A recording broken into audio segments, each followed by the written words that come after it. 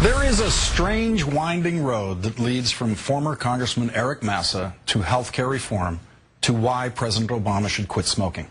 And in a moment, Bill Maher obligingly leads us down that road.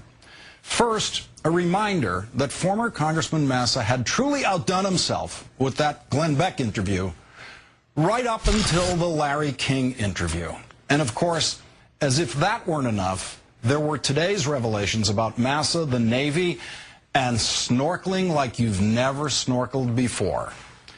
To analyze all of this, earlier today, I spoke with Bill Maher, the host of HBO's Real Time with Bill Maher. Bill, just pardon the expression, but thank God you're here tonight. With this Eric Massa thing breaking, Howard Fineman just wasn't feeling gay enough to talk about it tonight. And you saw Larry King last night, right? You saw the big interview? I saw part of it, yeah. Well, I think, you know, the dean of TV interviewing, Larry King, has reset the table for how this stuff is supposed to work. So my first question to you is, are you gay? If I was, I'd be better looking. I wish I was gay. I wish I was the kind of guy that at least people sometimes mistake for gay.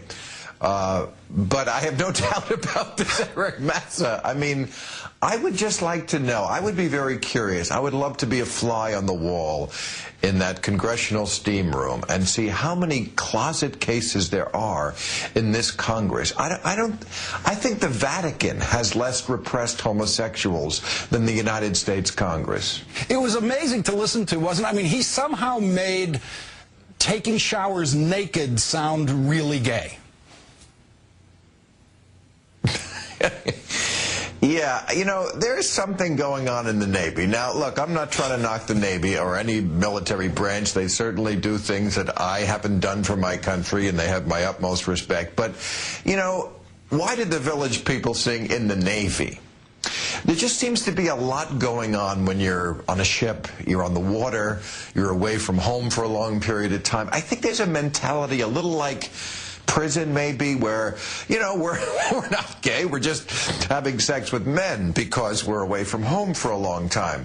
I mean, some of these things that this man describes, you know, it's always reminiscent, these guys who are repressed homosexuals, of this idea that somehow it's just sinning.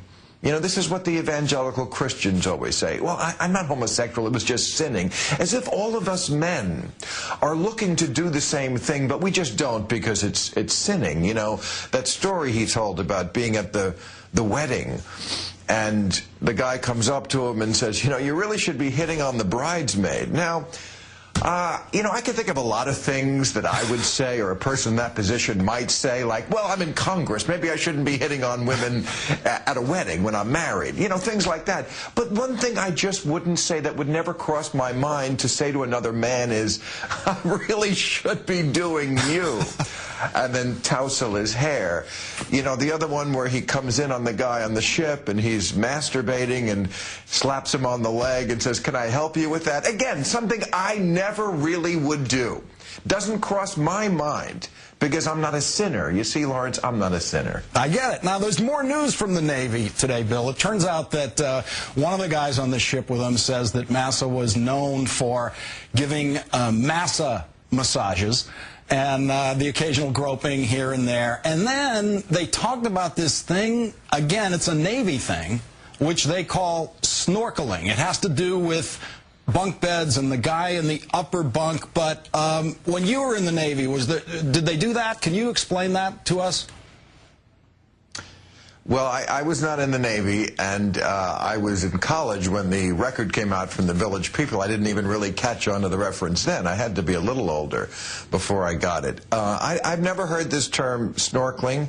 No, wait, we have to stop. There's a sexual term that Bill Maher has never heard before today. Right. And wow. I believe I coined Dirty Sanchez. No, I've never... I've never heard snorkeling, and I didn't read the story today, so I'd really appreciate being enlightened if you could tell me what snorkeling is. I mean, it does sound dirty right away. All we really know, Bill, Yeah, is that it involves a guy in a top bunk and a guy in a bottom bunk, and probably some symbolic form of snorkeling, as opposed to an actual snorkel going into anyone's mouth.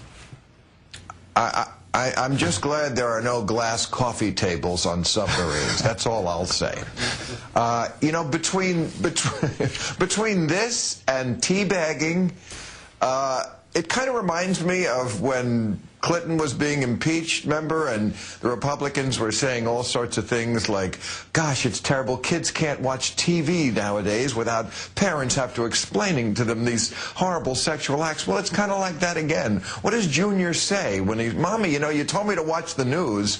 What happens when you're teabagging and you want to snorkel? I mean, it's like, God, what sort of thing is... I am not sure that can be done, but we'll need someone in the Navy to tell us whether it can. But, you know, one of the guys in the Navy also said today, who served in the Navy with Massa, said today, and this is a quote, he said, "It doesn't surprise me that he wound up in Congress." Now, isn't that Congress's problem, that America isn't surprised he ended up in Congress either? This is the kind of guy they think ends up in Congress, and that's one of the problems when Congress asks Americans if they wouldn't mind Congress tampering with the healthcare system.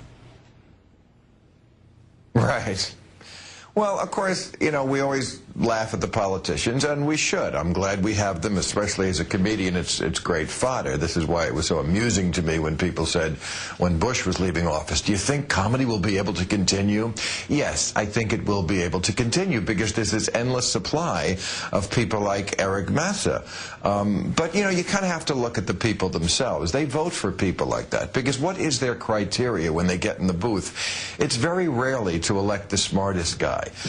They elect just this unending parade of creeps and ignoramuses. I know. You know, because you talk to them all the time. Most people don't talk to their congressmen. I talk to people who come on this show. Now, there are some people who are very bright, but there are some people you go, wow, there's just nothing going on above the neck, is there? You won this office because you spouted some platitudes, somebody wrote on a card, you wore a flag pin, you said the right things, you didn't step in any of the ditches that they laid out for you, you didn't touch a third rail, and that's why you're in Congress, but you're an idiot.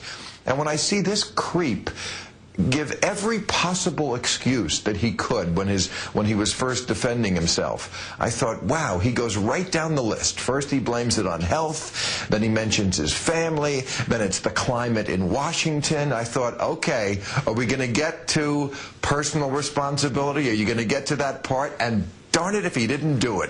Yes, I disappointed myself because I'm usually such an awesome dude, and I thought, wow, you stuck the landing, dude. You got every single one of them. Now, please go kill yourself. Bill, when we come back after the break, we're going to talk about serious affairs of state. No tickle fights, none of that stuff. We're going to be back with the serious stuff. We'll be right back with more Bill Maher on Countdown.